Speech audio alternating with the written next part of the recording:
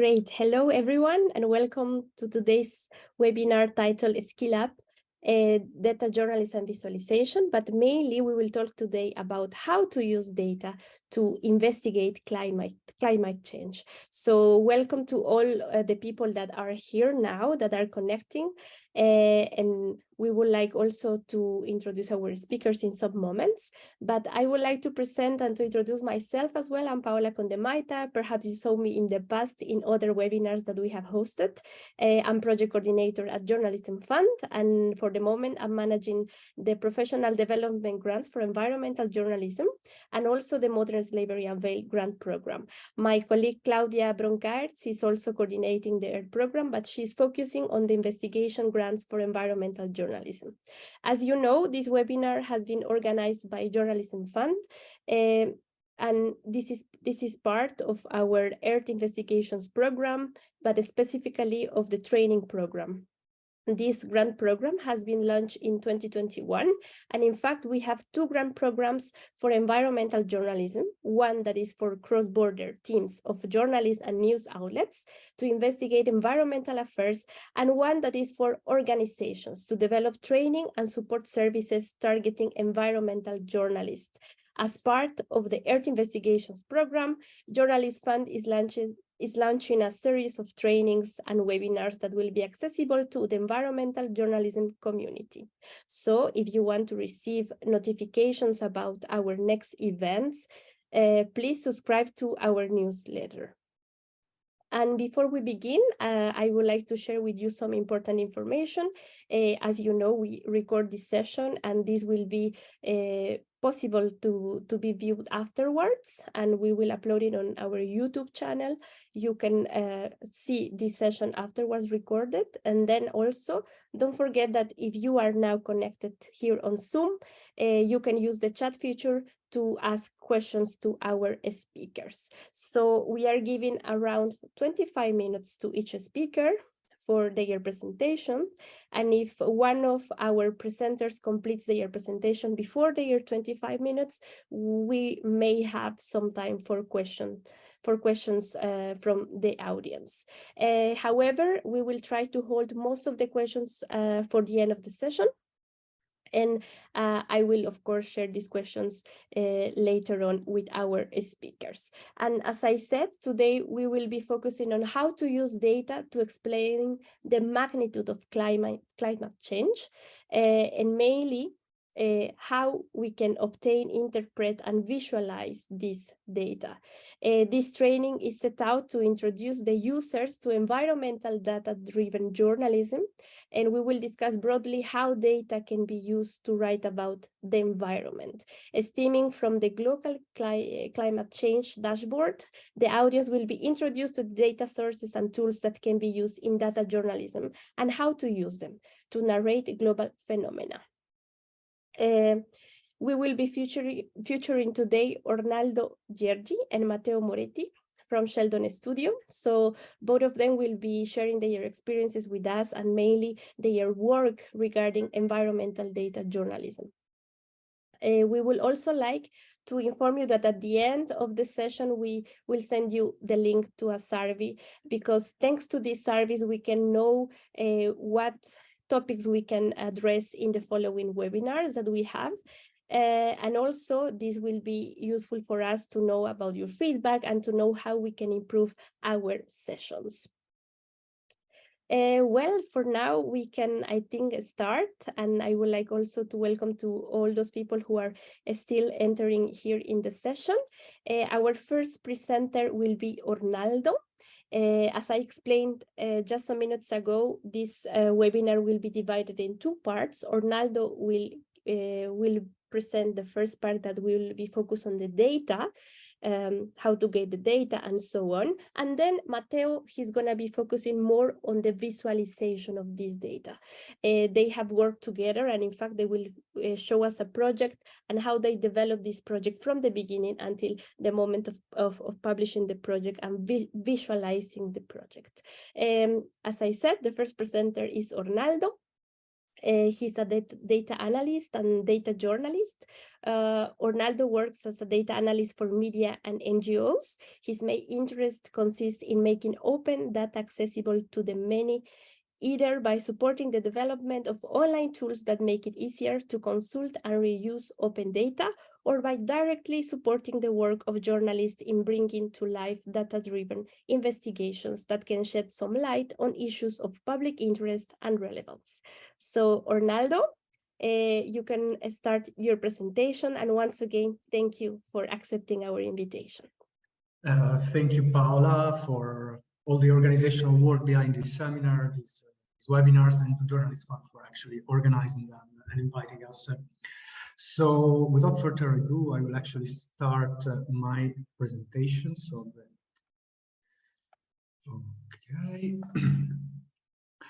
So using data to assess the local impact of global warming, and I will briefly introduce myself. I'm Ornaldo Gjergji. As Paola said, I work as a data analyst and data journalist for OBC Transeuropa, which is a member of the European Data Journalist Network, a network of over 30 newsrooms in 19 European Union's countries, which has the mission to explain Europe through data or phenomena that impact Europe with a data-driven approach. That's very briefly a bit of our philosophy, which also is what made this project actually come alive, is to work transnationally and collaboratively, putting together the specific skills and knowledges that some newsrooms have in order to create a team that is able to do and to create outputs that are better than what a single newsroom could have done. And this is, for instance, the collaboration with Matteo and Sheldon Studio. We like to create these tools, not just to offer a journalistic product, but also materials to journalists to write about many topics, including the environment, in an abridged way, so that the technical skill gap that some might encounter in order to access this data and use them to tell stories is actually not an issue anymore. And we work, all of materials are, of course, reusable under Creative Commons Attribution 4.0, because we believe in open data and open science. So let's move directly to the topic, environment and data journalism. I would like to start with a very small digression, in the sense that there are, in my opinion, there is more than a way in which one can do environmental data journalism. For instance, we can talk about data journalism on environmental policies, given that, let's say, the European and the national policies that are crafted to adapt or fight climate change rely on indicators which are quantifiable. So we can actually get these macroeconomic indicator, or also other environmental indicator like the emission of different sectors of human activity, or again, to see how the emission have been reducing or not, comparing to the targets that have been set out by the policymaker. One can maybe analyze the data on the economic incentives that are created in order to shape the behaviors of economical actors. And all this is environmental data journalism, because we're talking about environmental policies.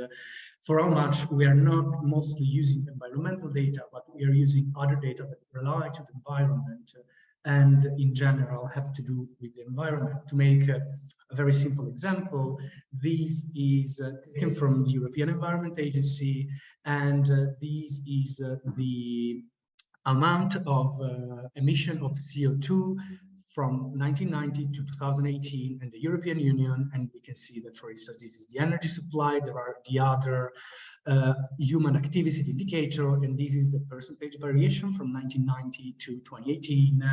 And if one wants to write an article about how these trends have been going through time, to see single countries, whether there are differences or not, to check on the variation and how good these countries are faring when it comes to reduction, that's environmental data journalism, of course, because we're talking about these environmental policies to fight climate change through the reduction of CO2 emissions. Yet, there is also another, a bit more challenging but very interesting type of environmental data journalism which we can define on data journalism on the environment as such, in a sense that There are usually researchers or centers or universities that collect this kind of data to produce scientific outputs, data about CO2 concentration in the air, the amount of rainfall, the amount of snowfall, the atmospheric pressure. There is, of course, a plethora of data. This data, which is produced by scientists, is more often than not shared openly. There is, of course, an issue when it comes to the skills that are necessary to actually have access to this data, because for how much it's publicly available, it is not easy for someone who's not an environmental scientist to make sense of it. Other data are, for instance, satellite data, literally pictures about the world, for which we can see, let's say, in a before and after fashion, how a certain area was before an extreme catastrophic event that was maybe caused by climate change, for instance, wildfire or droughts, and we can see visually these things. And of course, the elephant in the room, which is also the reason, or let's say the main topic we're going to discuss in this webinar, global warming and climate change. Among the various data that we can find in the environment, of course, we have the measurements of temperature. And we decided a few years ago, actually now, to try to see what was the impact of climate change at the local level. And our claim was pretty simple and straightforward, which is that it is really difficult to relate to global and abstract phenomena, because it is rather impossible for, in the experience of everyone, to think of the world as a whole or this kind of categories and abstraction. It is instead easier for a reader to relate to a story or to a phenomenon if we bring the global phenomenon to his places or his place to see how much the impact of an abstract phenomenon actually exists in his everyday life and how it changed the environment in which he has been growing and living his own life. So thanks to a very good open data source, which I will explore later on, we were able actually to give numbers on how climate change and global warming impacted almost 100,000 European cities and municipalities in over 35 countries in Europe. And this data was available from 1961 to 2018. So we were also able to go through time and see the trends and actually be a bit more precise and go a bit more in depth. I will actually show you a bit the dashboard so that you know what we're talking about, because of course it's difficult to imagine these kind of things, but it's going to be Matteo to actually develop all the discourse on the visual parts and the rendering of this project. So this is a very simple map in which every point is municipalities. Of course, as you may see, some countries and municipalities are more sparse than others, like France and UK. It's a very stark difference. This depends by the fact that every European country has different ways to define what is a municipality, what are their boundaries. So, of course, there are limitations in this kind of data. And basically, one can look for a place. Now, let's look for Trento, which is a city in northern Italy, which is the seat of the Balkani. The dashboard zooms give you an information, which is that the temperature increased on average by 2.3 degrees in the period of time that we have data and analyze. And we can find out more and see the story for every city with the visualization for, let's say, the trend and the variation through time, and then other ways to show this kind of thing without visual, and then comparison between similar areas, see who's faring better or who's faring worse in comparable, let's say, entities, and of course something for the social media to share and make it circulate. So as I said, it's going to be Matteo to actually develop on the dashboard. I will instead talk to you about the data. So we used three main data sources for these investigation. Let's say that, of course, the most interesting is the one on temperature data, which is the dataset is called Weather Regional Reanalysis for Europe on Single Level from 1961 to 2018. This is an open dataset distributed by Copernicus, the Center for Medium Range Weather Forecast, which is completely financed by the European Union, is a European project. I also show you the link of this to show how this data is actually shared. There is a presentation on the dataset which explains what can be found, which describes the data and also the variables that are present. As you can see, there are a lot of variables here. Surface pressure, orography, wind speed. We only wanted to check the temperature at 2 meters from the ground. And we got this data. This is the geographical coverage of the data. And as we can see, it covers all of Europe and also some of North Africa. And we were able to download this data just by registering to the service and actually downloading it for much. It wasn't very simple data to analyze. Then we got the geometries data, which are actually the geometries of the administrative units of Europe, either municipalities, the city, but also the regions and the district, because we wanted to have a multi-level hierarchical analysis to see in the same place if there were inherent differences. And also to, again, give a more personal access to the data, because the environmental data are collected and used by scientists in a very abstract way. It's a grid, which I will show you in the next slide, but it's easier for, let's say, an average reader to relate to an actual place, an administrative place. And then we also got the data from the population rate for the last passage of the analysis, which I'm going to describe right now. So the main data consisted in over 1 million cells of 5.5 per 5.5 square kilometers, so very small. It's slightly more than 30 square kilometers per cell, and every cell had 4 temperature measurement per day for a period of 58 years. So we have almost 100 billion data points to analyze and to crunch in order to achieve our results. And the formats, of course, weren't Excel, weren't CSV. There were very, let's say, specialistic formats for sharing this kind of data. The cell present is like that. These are mountains from Trentino on the background, and this is an overlay with the cells, which is color-coded in a way that for every cell we have 4 measurements of temperature per day.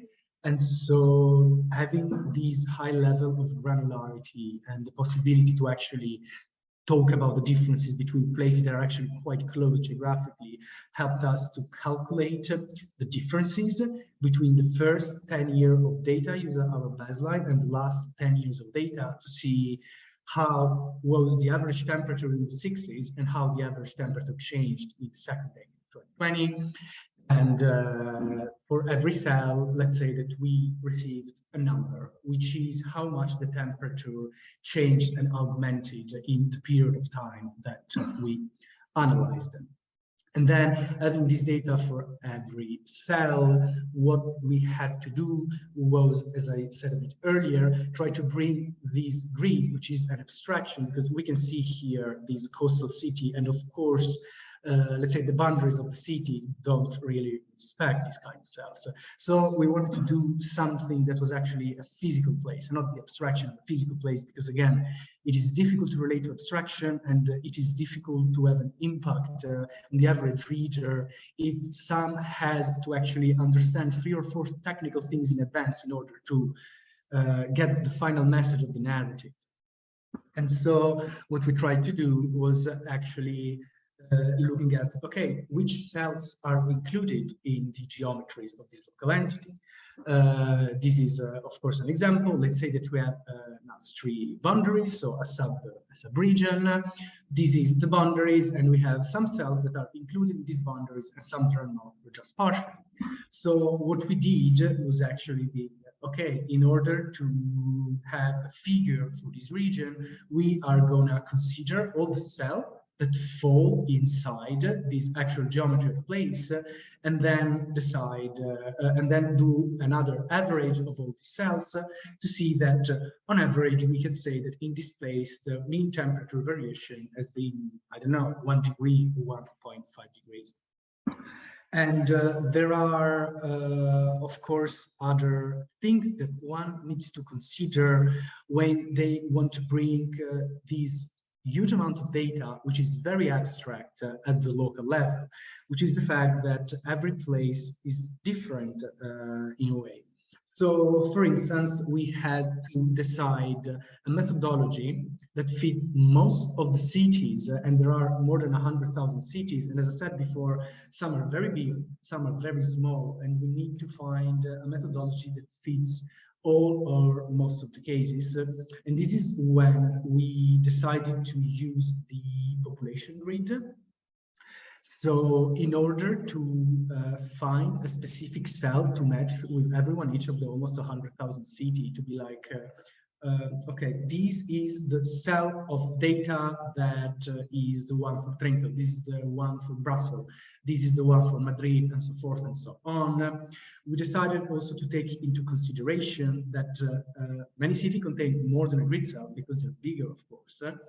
And there are also many cities that in their, let's say, administrative boundaries contain parts of the territory which, let's say, we don't immediately think of when you think about a city. In a way, if I think about Berlin, for instance, I think about Alexanderplatz. There may be areas of the city which is actually, you know, just a lake, a river, and especially in mountain areas, there are a lot of municipalities that inside their boundaries contain mountains, which are scarcely, if not at all, lived. And it would be a bit, let's say, improper to get the data from the mountains and put it together with the data of the urban area, because starting from the assumption that climate change is human-made, we also want to see how it affects places where human lives. So we decided to actually use a population grid in order to weight the geometrical center. Let's say that this is the geometrical center of city of Marsala in Sicily, which is more or less at the center. But if we weight the coordinates for the population grid, which is where most of the people live, we can see that actually the centroid is swayed toward the coast. This means that to match this city with the grid cell of temperature data that we actually wanted to talk about, or we wanted to pair with the city, we didn't take the hypothetical cell that fell here, or the one that fell here, because there is where people live, where more pollution is produced, and actually it's where we could give the sense of localization.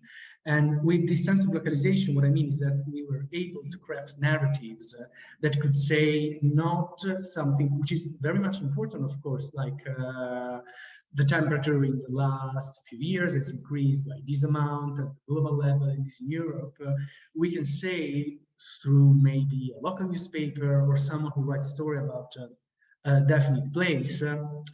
In this city, since you were born, temperature increased by 2 degrees. The difference between having 2 or less degrees, it's the difference between, this may silly example, taking out a jacket to go out or not. But in some places that might have actually negative spillovers when it comes to the economy, because 2 or 3 degrees more means that in some places there's no snowfall anymore. And if there's no snowfall and the local economy depends on snow, this means that there is an actual direct spillover on the economy. And so the impacts at the local level, of course, need to be actually then researched by journalists. And then these open quite a few questions, for instance, which are the places in which temperature raised the most and which are the ones in which the variation was lesser.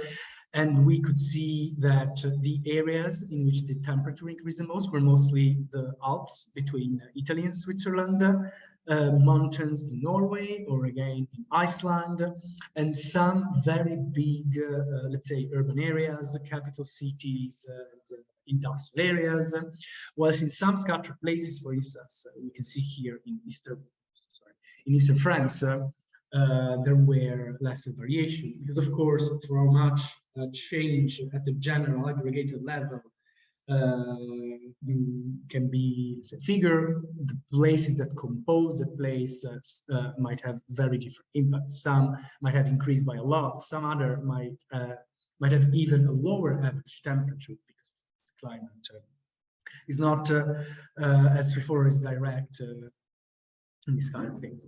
And this opened, of course, a lot of questions and a lot of synergies with local newspaper in order to actually investigate what could be done within the city to make, let's say, an example is picture that was quite popular.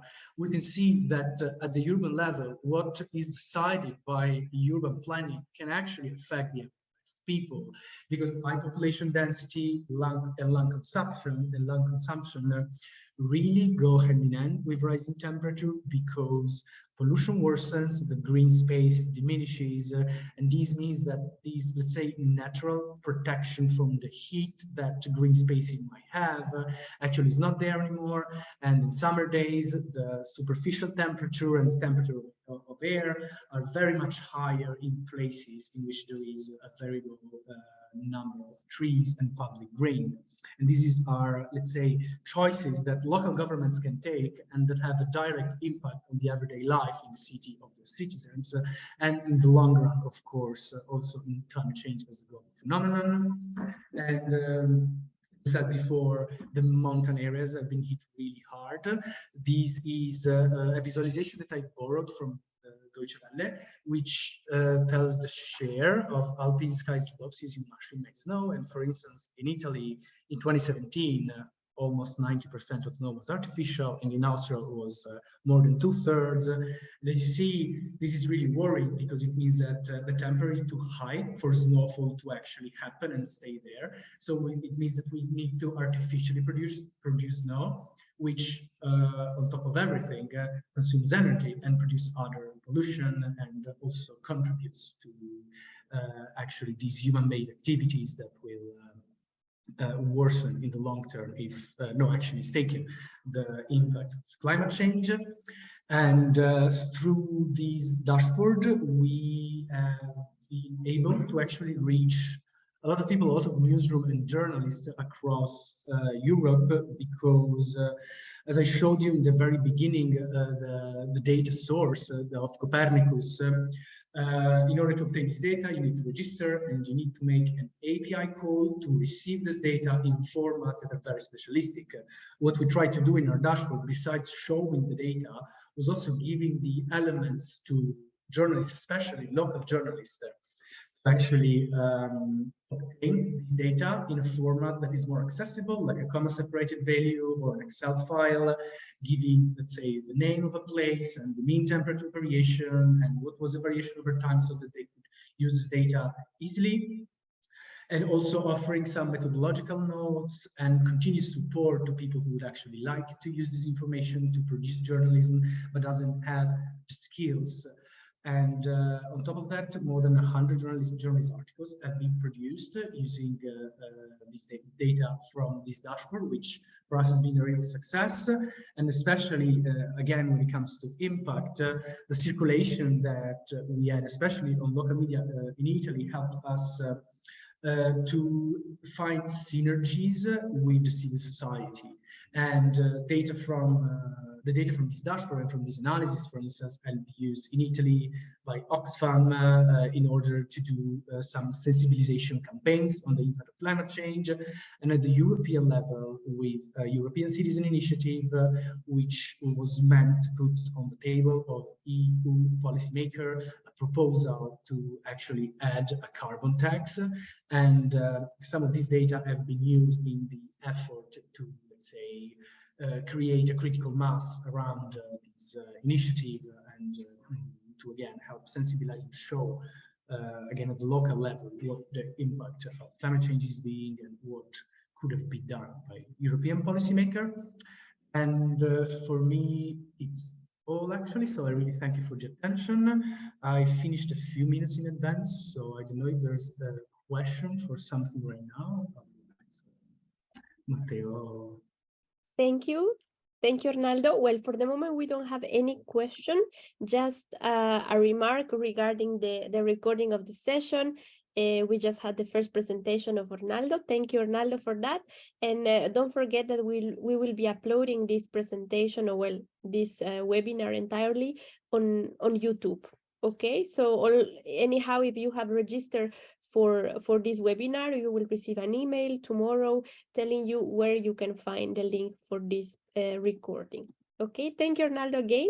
And now we will continue with our webinar. We will give the floor now to our next speaker, who is Matteo Moretti.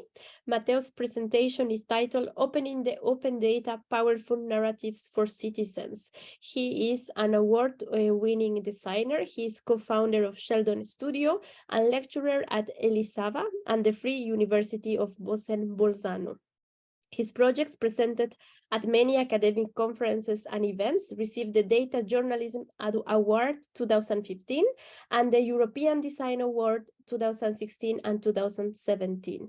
Moretti has also been a jury member at the World Press Photo 2017 and 18, and one of the 100 ambassadors of Italian design in 2018. So, Matteo, thank you for being here, and you may start your presentation. Thank you, Paula. Okay, let me share the screen. Does it work? Yes. Okay. So first of all, hello everybody. My name is Matteo Moretti. I'm a designer and co-founder of Sheldon Studio. We work at the intersection of data, design, and society. So compared to a traditional information design studio, we try making further sense of data and design. Indeed, we work with a strong social vocation, unfolding the complexity of reality to a broader and often inexperienced audience. We used to say we design informative experiences. I would like to give a brief introduction to this concept because it's really related to the project of global climate change. So informative experience or information experience is made by two main concepts, information and experience. Information is something we used to say indirect because it's produced by others and consumed by us. For instance, we watch information, we listen to information in case of radio or podcast. On the other side, we have experiences which are direct. We live them through our senses and through our bodies. And very important, we have a memory of them.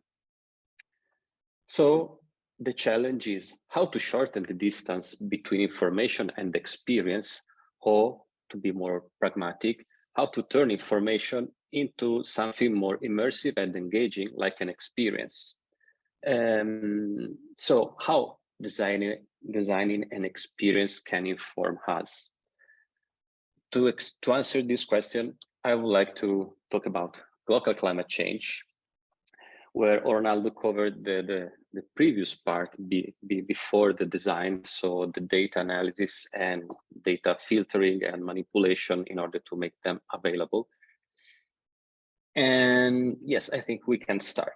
We started again with the Copernicus dataset that you already discovered thanks to Ornaldo. And as soon as we look at the dataset, we realized it was really huge. There was more, I think, yes, 40 years of data, of 40 years of daily temperature all over the Europe. But then once we started our research, we discovered that often the Copernicus dataset is visualized in this way. It's called aggregated way, which honestly doesn't really help in connecting the people and global phenomenon like the climate change.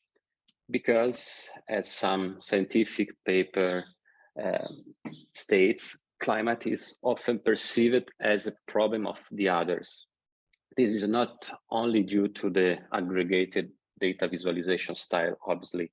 It's also a matter of decades of climate communication about polar bears on melting iceberg or flood in Southeast Asia. And so I think this is one of the reasons that lead European people feeling a little bit privileged, while the climate change is also affecting the European continent.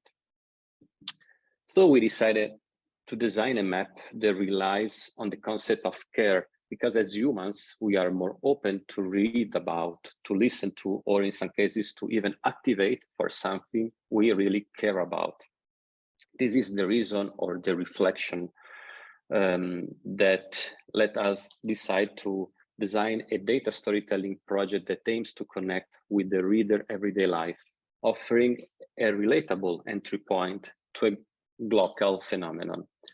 So basically, we move from an aggregated visualization to a dot-based map, allowing citizens to find their own places, like the ones basically they have an experience or they experienced, and the ones they care about. For instance, the birthplace, or the place where they grew up, or they get the first kiss, studied, had lovely holidays, or just a good or even terrible experience.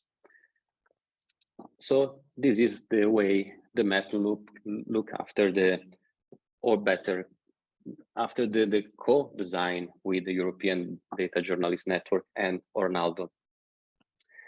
So it's called a density dot map with more than 100,000 dots, and each dot connects and represents each single municipality in Europe. Such a dot density map offers a personal connection to specific places, reducing also the distance between people and the global phenomenon. Finally, people can relate to data about the places they care about, and we hope to reshape the perception that climate, it's also a problem of us, not only of other people.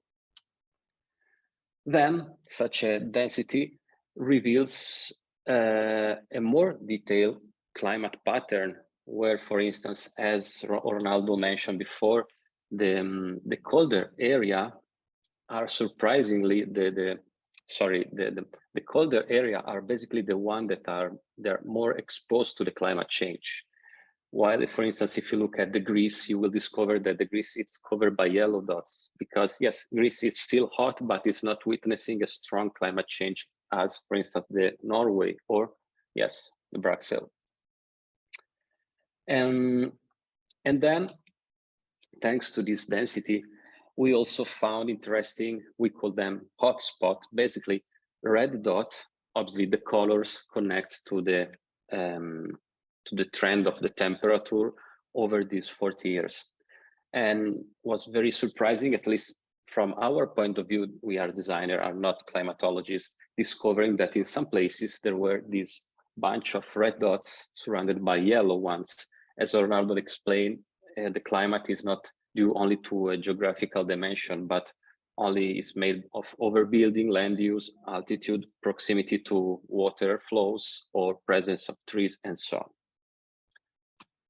Then the project brings the readers to a further level of narration. We design a data storytelling page that automatically generates a story starting from the climate data.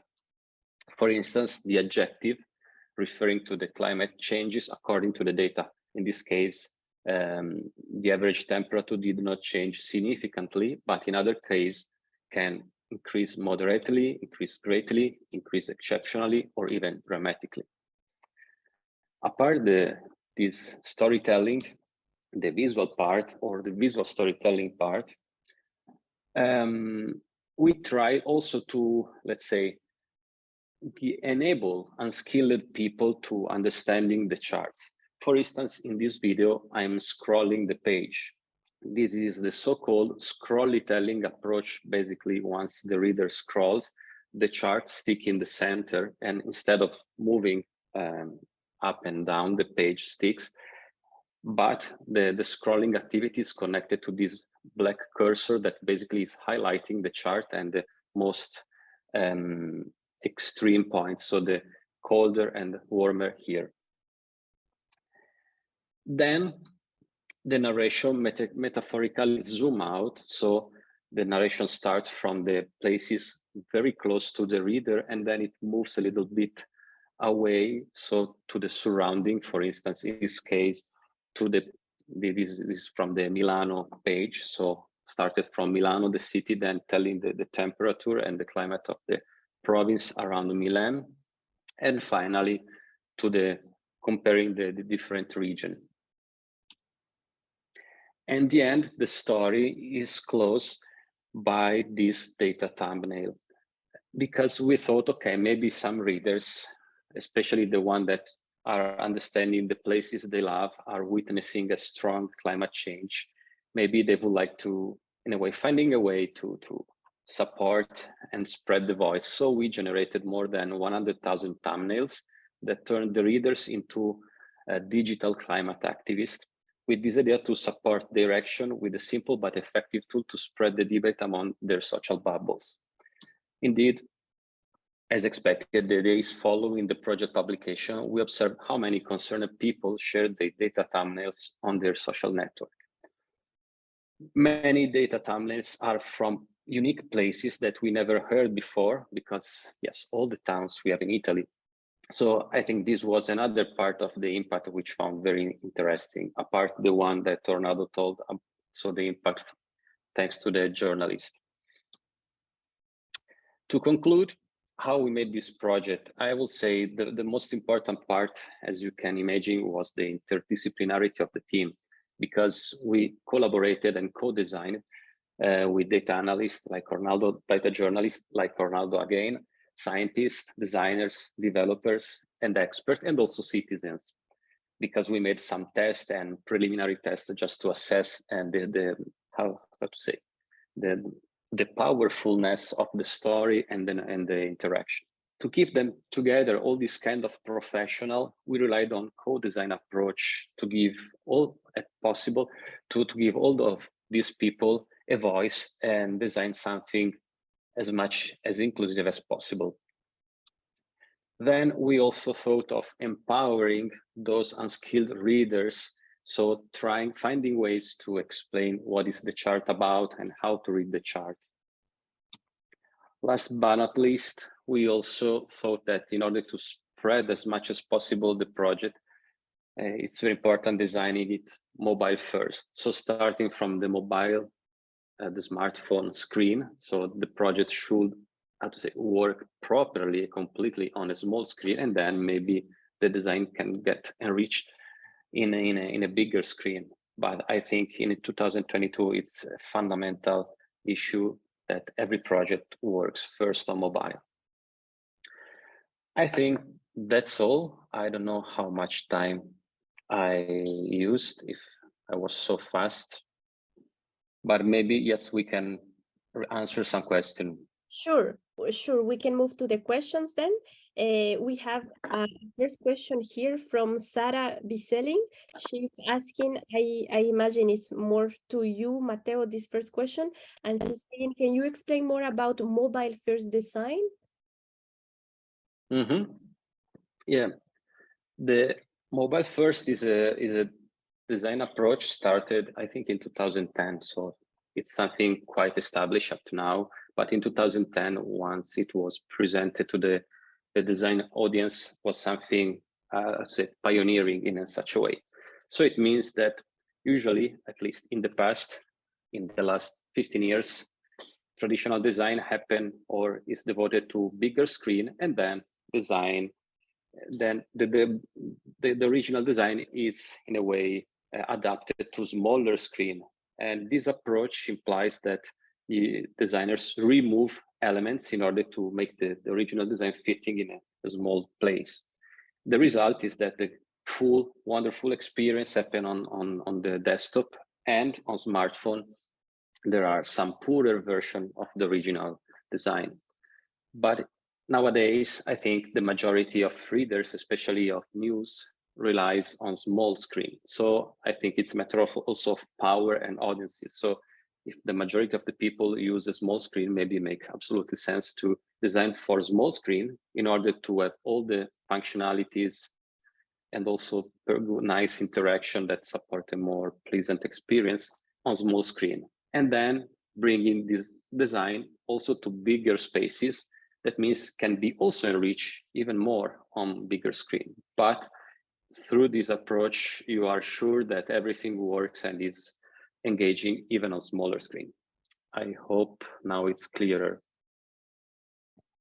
Okay, I think that yes, or if Sarah can write something else, but let's move to the next question. Thank you, Matteo. The next question, it will be for Ornaldo. The person is anonymous, but the person is asking, when starting to work with large data sets, what advice do you have to find and narrow it down to concrete journalistic stories? Okay, so it's a pretty complex question actually, because the exploratory data analysis, it's the one that takes more time and also the most sensitive and the most important part. I would say that as a rule of thumb, there might be, let's say, position in which you start from the data. Let's say that you have a data set and you want to explore the data set to see what you can find in that. And on the the opposite pole, you start from a journalistic question, and then you look out for the data that can help you answer that question and write an investigation. I would say that in real life, things stay mostly in between the two, unless some cases like, you know, for instance, there is a leak, like the Panama Papers, so there is a whole bunch of data that no one had anymore, which is information, and you dig there to, let's say, write a story. But I would say that everything starts from a journalistic question. Like, for much there is a lot of data analysis involved in some data journals projects, it is still journalism.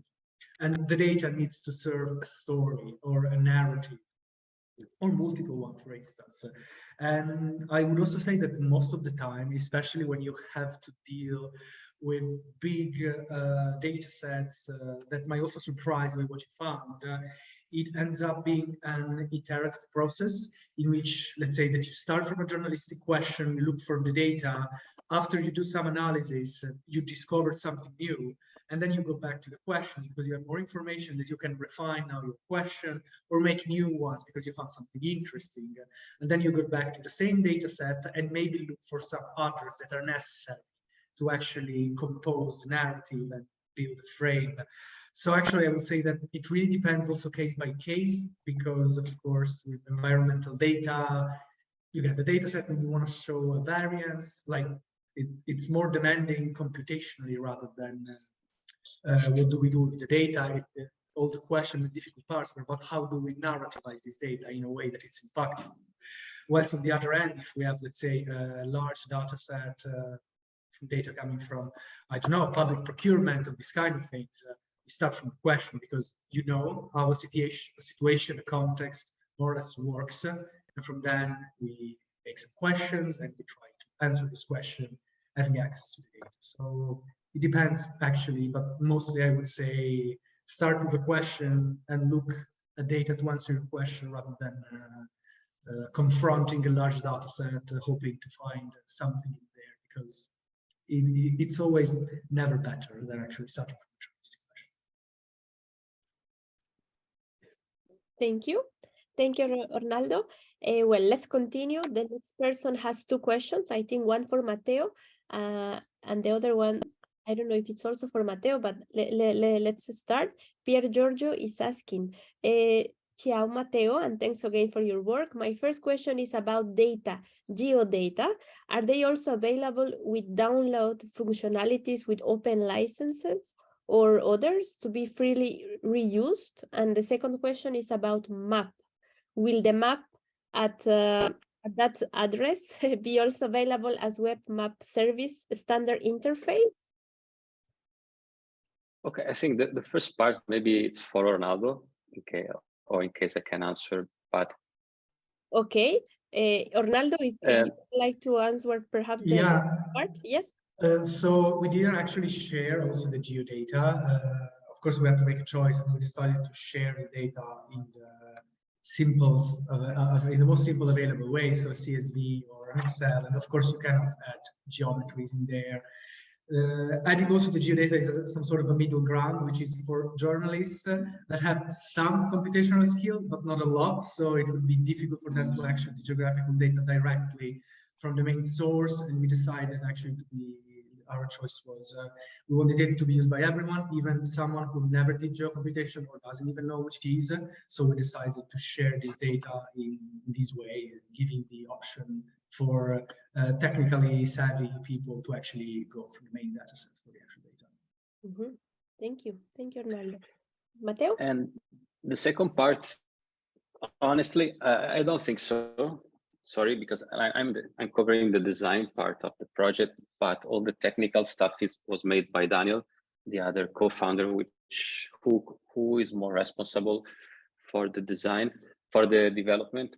But I remember in the beginning we were also discussing to make the map embeddable in other website, but then we preferred just to let the people visit the project instead of making the map embeddable. But if you are interested, send us an email and maybe we can try to try to think about it, because I think it's not such a big work from a technical point of view, but maybe yes, makes sense after 1 year the project can have a second life, because yes, even if the data are not updated to this year, that it's a pity because the Copernicus program stopped collecting data in 2018, but I think makes absolutely sense because the trend and the data set are very clear. So how the climate is going. Thank you, Matteo. Let's move to the next question then. The next question is, I think for you, Matteo, because the person is asking, what tools would you recommend to visualize large data sets? Flourish, R, Python, data wrapping? I think the answer is always, it depends. I think also Ornaldo can answer the question in a different way from mine. Because for instance, usually we use tools like data wrapper, or how it's called, row graph, which is more for designers, but basically it's a graphical user it's a web-based graphical user interface for D3 that allows to create a preliminary visualization. And this kind of preliminary work for us is very important because let us understand what's in the data, so what the data are saying. And then after this, we start making some reflection, even visual reflection. And finally, the project, for instance, this one, it's made with d3.js, that is a library made in JavaScript. But yes, personally, given the fact I have very basic programming skills, I'm not using R or Python. Sometimes Flourish is very powerful. And yes, data wrapper, usually not. If I have to choose among the option, I would say Flourish, and adding also row graph as a designer. But probably I will say Ornaldo has different answer. Yeah, in two steps actually. The first one is that to clarify that for the analysis I use R, like the whole bunch of the analysis has been done using R. And then when it comes to visualizing a lot of data, usually if the data is really a lot, like we were talking about more than 150 gigabytes of data for the data of these temperatures, it's really difficult for a web browser to actually be able to compute all of that because it requires a lot of memory and it's difficult, so tools are usable. Also, QGIS might be interesting, especially for maps, but mostly statics. And actually, it's easy with QGIS to visualize a lot of geographical data in a short computing time compared to others. And what I would like to say, just as an addition to the role of data visualization in the analysis and everything, which is that there is the data visualization that Matteo, Sheldon, and his team did, which is the final output, and is how we visualize the data to narrativize. But data visualization has also a role in the analysis. And for instance, in the visualization of Matteo, you could see the screen of the aggregated Copernicus visualization for Europe with the areas. Let's say that there are a lot of visualizations that are made for the analysis to look at the data and understand in which direction is better to move, where something interesting might be. For instance, also another picture that Matteo shared, that zoom in those, let's say, clusters of cities in which temperature augmented a lot in areas in which it wasn't really like that. So the precise question, I would say, it really depends on what data you have and what you want to do. For very large data sets, I don't really think that web browser can do something. It's better to rely on let's say, Python, R, QGIS, let's say, specialized softwares. And yeah, and in general, I wanted to add how visualization is something that is not just a final product. We make a lot of that before deciding what to do, and it really helps in deciding where to go. Mm-hmm. Thank you, great. Well, just as a comment, I think that Gjergji is saying, thanks to Ornaldo for replies. I do think these data are very interesting for a plethora of users within public authorities and many users using GIS software. May be really facilitated in connecting data you elaborated by simply connecting to a WMS server. Okay, thank you. Thank you for your comment, Gjergji. Me, I have a question because I think there are no more questions from the attendees, but I can give you a bit more time to those people who want to still ask some questions because we still have some time left. But my question will be for both of you. I know, Ornaldo, you are a data journalist, data analyst, and Matteo, you are a designer. And Matteo, you mentioned the importance of interdisciplinarity, and I think that that was great to mention. And we, as Journalist Fund, we are funding these cross-border teams. And my question will be, how much involved, for example, Ornaldo will be in the visualization part, even though he just mentioned that he already designed some visualizations in the process of the collection of data. But how much involved Ornaldo will be in the final product of Matteo, and how much involved Matteo is at the beginning of the investigation? Perhaps you can elaborate more on that. I don't know, Matteo, if you would like to start, and then Ornaldo can continue. Mm-hmm. Okay, yes, this is what I meant with combine. Just let me deepen a little bit the strategy, or the co-design stands for collaborative design, first of all. And compared to traditional design process, for instance, in data journalism, in the beginning, especially, for instance, the experts produce the data, the numbers, then the journalist write the article, and finally the design make a nice package out of it. In a more collaborative process, it's very different. It's not like a linear approach, but for instance, relying on the same example, the designer, experts, and journalists meet all together and start discussing. Every person share his or her own concern, his or her own dream or goal he wants or she wants to achieve. So it's more an issue-based process where, okay, for me it's important that people understand that the climate is also changing in Italy, for instance. Okay, how to do that? The designer said, it would be nice having a more detailed data. And maybe Ornaldo can answer, yes, but the data should be, okay. And then we start discussing. Obviously, this is a process that takes more time and consume more energy. And sometimes, not in this case, but in other cases, in my experience, some conflict emerge because there are different positions or different professional backgrounds. But in the end, the result, or I will say the quality of the result, worth all the struggles that brought to reach it. Because I think now it's time to work together. So interdisciplinary means not having separated discipline in the same place, but the discipline that in a way blend together. In this project, unfortunately, the project developed during the pandemic, if I'm not wrong. And so we had several meetings online. So sharing our desire of having something more, how to say, again, offering an occasion to citizens to relate to this complex phenomenon. So showing also the climate of small places. Ornaldo already, if I remember, I try to, how to say, recover what happened 2 years ago.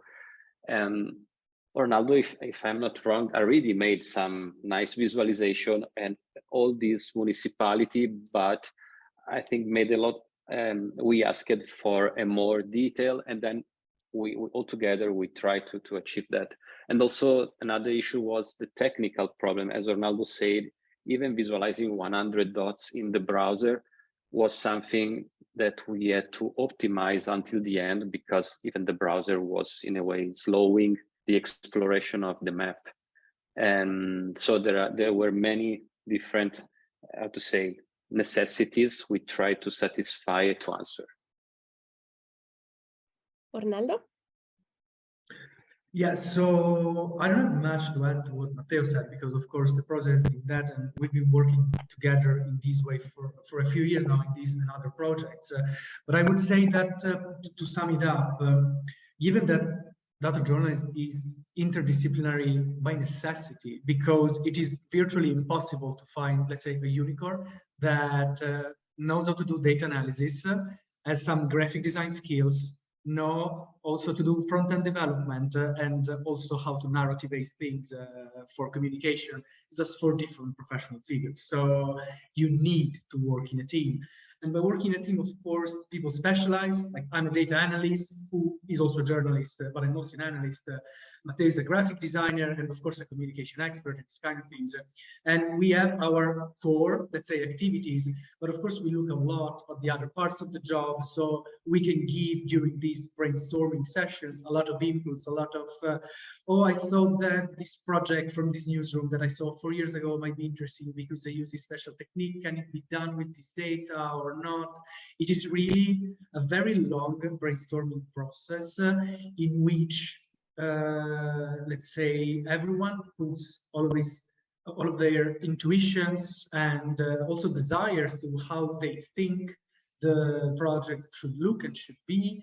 And then it's really about finding a common ground. In a way, I clearly remember when you talk about dots, and also what was the best way to color the dots, how we could create categories, like if to create categorical data. So let's say 0 to 1, 1 to 2, etc., or having a continuous scale, how to do the timeline and these kind of things. And we discussed both on the technical constraints, like it can be done and it can't be done, and then we should do it or we shouldn't do it because cognitively visualization doesn't work, maybe these colors are better. So it's really just about talking very openly in a very horizontal, I would also say, environment of what is the best way to actually tell the story. And so yeah, of course, there is a lot of involvement. I would say that also in my experience, at least, everyone in this kind of business, like specialized data journalists, people who do mostly only data journalists, really have this kind of approach to the subject, because it makes the difference between a decent project and a very good, let's say, letting go a bit of your own agenda and your own ego, and I want to do things like these, and being open to cross-pollination from other domains and other experiences also. Great. May I add one more reflection, because what we just stated, it's also the good and the bad thing of data journalists, because in the moment there are, I don't remember, we were, I think, 6 or 7 professionals working on a single project. These increase the cost. So usually data journalism is very expensive compared to traditional journalism.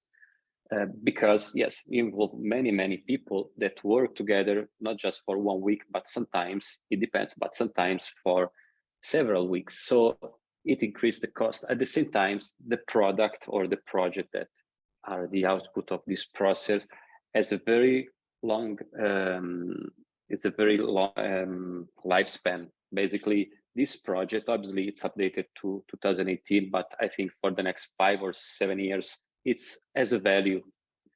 So it's true that sometimes data journalism costs more, but in the end produce something that are, in my opinion, real, like in this project, like a real common goods for not only the population, but also the journalists themselves.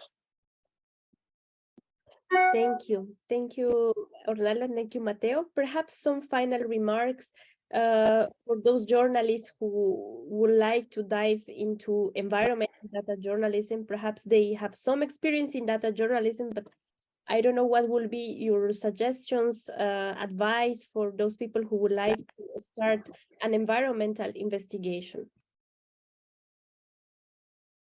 Matteo, perhaps you would like, okay. Ornaldo. Yes, as Ornaldo stated before, I think it's very hard owning all the technical skill. And I would also say it's not just about technical skills. Obviously, technical skills are fundamental to design a website, to analyze the data, visualize the data. But my expectation when we involve many professionals is also sharing different point of view. on the issue, on the climate change. So how to communicate climate change, apart the technical things that are for sure needed. And this is very important because in the end, produce a more organic or multifaceted narration. And I will say, yes, first of all, being curious, because curiosity, it's probably the emotion that drives you discover and learn new things. Because yes, it's, I think as all as other things, it's a process that you should be always update your skills and learn new things. And yes, I'm following the theory that is important knowing a little bit of everything.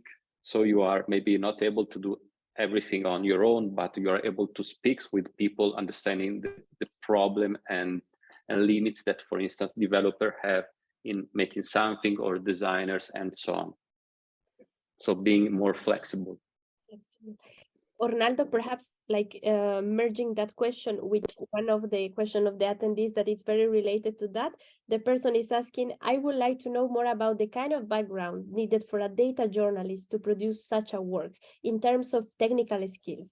Any advice on courses or anything else? So it is pretty difficult to answer in a way, because at least most of the people I know started doing data journalism after they entered in journalism in an organic way within the organization. They were already working because, as Matteo said, they were curious about this way of communicating information, and so they tried it. I would also say that, especially during the pandemic, data and information really got together because it was necessary to give figures and to be compelling and concise, communicating figures and numbers. So data journalism boomed probably during the coronavirus pandemic. I would say that there are, of course, courses, and I think a lot of them are freely available online. And you can Google for them, and there are a lot of foundations that give these kind of things. You can be a data journalist without being able to code. Like I know a lot of professionals who work mostly with Excel, and they have some analysts when they need someone with a bit more, let's say, substantial technical skills. Or some other people who, as I did, for instance, started working as a journalist. They started learning data analysis. Now I've been doing most of data analysis for the last few years because I got along with that. I did some courses, I did projects, and now let's say I am into that path.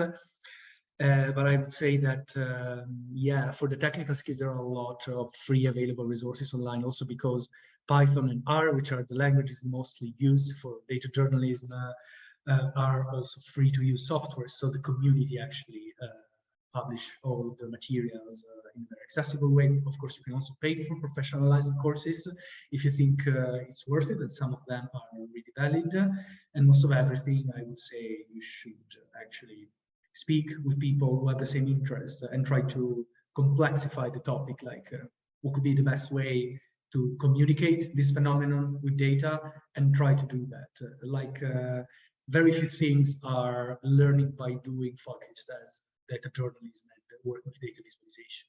Because you need to create something that is actually visual and shown, and doing things is always better for that. Thank you. Thank you very much, Matteo. Thank you very much, Ornaldo. It was really nice to have you both here. I think it was the perfect combination, and thank you also for sharing your experiences with us, for sharing some tips, useful tips with the attendees today. And I'm totally sure that more people will see this video afterwards and it will be useful as well. So thank you very much to both of you. And that's all that we got for today. Thank you for joining our panelists to discuss about environmental data journalism. And also, we would like to remind you to fill in the survey that I share on the chat. And if you didn't attend live this webinar, you can also do it afterwards, and you can also fill in the survey afterwards. No problem with that. And we would like also to inform you about our Earth Investigations Program deadlines. The first deadline, especially for the investigation grants for environmental journalism, is on 12 January 2023, so it's next year in January. If you are interested, please don't hesitate to send us an email to ask for a pre-application advice session where we can help you and we can guide you to your application. And then also we would like to invite you, if you know of any organization that would like to apply for our professional development grants for environmental journalism, we have the next deadline on 9 February 2023. And for this program as well, we offer pre-application sessions. I shared the link on the chat, so you can already book your session with us, okay? So thank you our panelists, thank you our attendees for this session, and well, having said this, see you next time. Thank you for participating and have a nice rest of the day. Thank you.